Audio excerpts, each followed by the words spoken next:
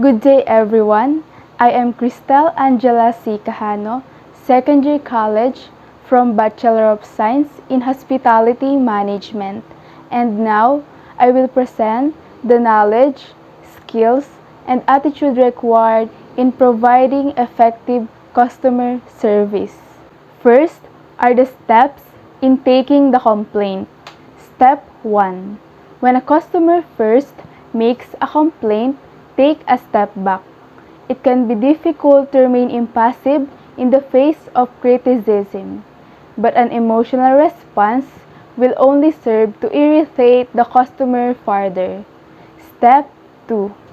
Give the customer your full attention and listen to the whole problem before responding. Put yourself in their shoes. If you had a problem, you would want someone to listen to you. Appearing disinterested or attempting to argue back will exacerbate the situation. Step 3. Don't jump the gun. You might deal with complaints on a regular basis and may well have handled a similar situation before. However, for the customer, their complaint is unique to them. Treat them as an important individual by listening to their problem in full.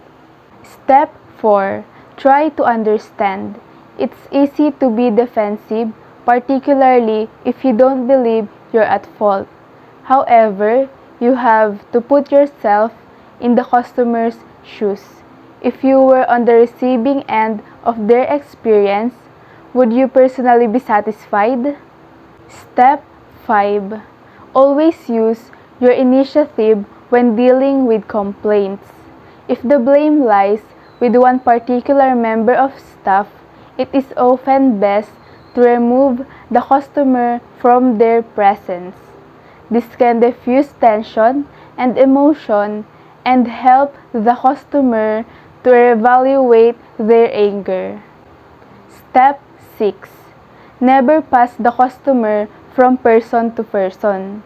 Each complaint should ideally be handled by one staff member. Therefore, you should always ensure that the person assigned to the case has the authority to deal with the situation. And now, let's proceed. Why do guests complain? First, there is only one reason why guests complain. Guests complain when they do not receive what they thought they should have received. In other words, their expectations were not met. Guests generally expect friendly service, clean, well-maintained facilities, and a level of quality in line with what they paid. Failure to provide this will result in guest dissatisfaction, which may lead to a complaint. If it does, this is a signal that others are probably feeling the same way but not telling you. Next are the tips for delivering exceptional customer service. Number 1. Respond quickly. When a customer has a problem or issue they need resolved, a wait of even a day can seem like a lifetime. Often even delays that short can be enough to send them to a competitor. Customers want a fast and prompt service. That means you should provide 24/7 customer service. Phone calls are immediately answered and emails need to be responded to within the hour. Number 2. Use the right employees. Customer service takes skills. When dealing with angry, dissatisfied customer, your customer service employees need to be able to resolve their complaints, make them happy, and keep them as paying customers. This is no easy task. Hire only the most professional customer service representatives who have been proven experienced in the field. Training and regular evaluation is essential. Number 3. Listen. Good customer service usually happens through listening. In fact, Most of the customer service representatives should be listening most of the time, hearing out what the customer's problem is exactly and determining what would be the best solution. Most of the customer with complaints don't just want a resolution. They want that their issue has been heard and that the company will take steps to prevent it from happening again. Number 4. Exceed customers' expectations. When you're resolving a customer's complaint or problem, go above and beyond. Your customers expect that their issue will be fixed. That should be the bare minimum service that you provide. Good customer service does more than just resolve customers' problem. It exceeds their expectations and leaves them feeling happy and appreciated. Number 5. Respect your customers. Even when an issue is resolved, customers want to know that their business is appreciated. Your employees need to be friendly, courteous, and speak with customers on a personal level. Customer service that resolves problem in an impersonal, cold way will still be seen as poor. Number 6. Don't ignore the little things. Sometimes, little things can have a big impact. Using the customer's name, asking them how their day has been, or proactively calling them after a purchase to find out if there are any issues can all be used to increase customers' satisfaction. And now, let's proceed on tips on how to greet customer. When entering a hotel, most guests want to see an employee make a genuine effort to acknowledge and assist them. Greeting the guests can often be the most important aspect to have a repeat business. Take these 5 tips to ensure your guests never walk out your door dissatisfied. First, smile with your greeting.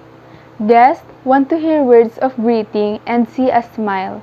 If the employee at the door appears grumpy and doesn't even offer a simple hello, welcome to the hotel, the guests most likely start their experience off in the wrong mood. Second, stop what you are doing. A guest should be greeted within 30 seconds of entering your hotel. Stand up from your task and offer a smile and words of greeting. After offering assistance, you can return back to your other task. Third, show, don't tell. When the guest enters your hotel, they will most likely inquire a specific accommodation. Take time to answer right away his or her inquiries, or if possible, show them exactly the types of rooms available. It will take a few seconds and your guests will appreciate your time and effort. Fourth, ask questions.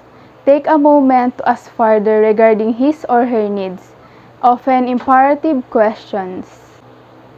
Fifth, dress professionally.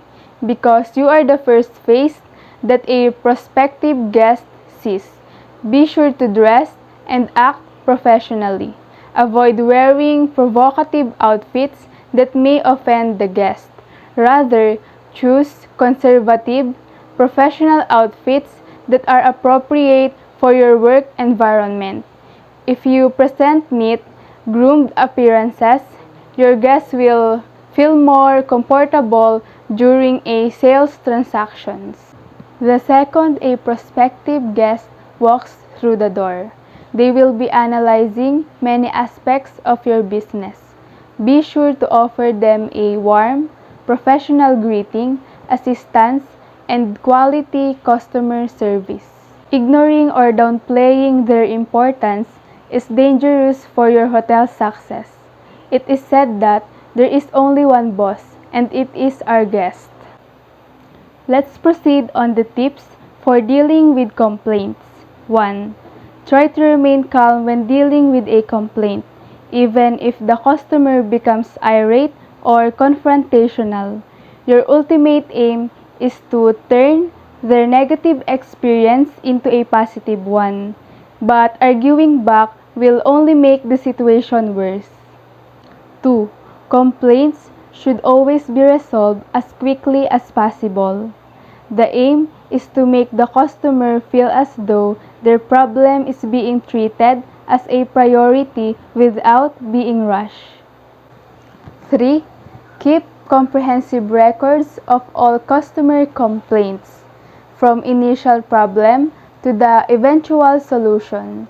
You can then periodically assess these records, identifying any common complaints and taking steps to improve company processes. 4. All customer-facing staff members should be trained to deal with complaints. If possible, give your employees some authority when it comes to issuing refunds or other consolatory gestures. Forcing the customers to wait for a manager can make a bad situation worse. Thank you for watching. I hope you gain more knowledge from the tips and steps on effective customer service.